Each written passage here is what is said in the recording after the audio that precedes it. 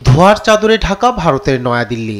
এক হাত সামনে কি আছে তাও বলা মুশকিল। তার উপর আবার শীতের মৌসুম, একদিকে কুয়াশা, অন্যদিকে দূষিত ধোঁয়া, সব মিলিয়ে একাকার অবস্থা নয়াদিল্লির।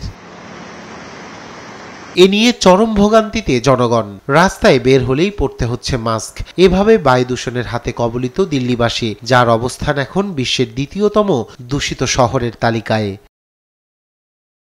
সেন্ট্রাল পলিউশন কন্ট্রোল বোর্ডের তথ্য বলছে, বৃহস্পতিবার দিল্লির বায়ুর মান খুবই খারাপ রেকর্ড করা হয়েছে। ওই দিন সকাল 9টায় দিল্লির বায়ুর মান 313 কিউআই এ রেকর্ড করেছে এয়ার কোয়ালিটি ইন্ডেক্স। একদিন আগেই রেকর্ড করা হয় 301 কিউআই। দিন দিন দিল্লির বায়ুর মান আশঙ্কাজনক মাত্রায় পৌঁছাচ্ছে বলে জানিয়েছে সেন্ট্রাল পলিউশন কন্ট্রোল বোর্ড।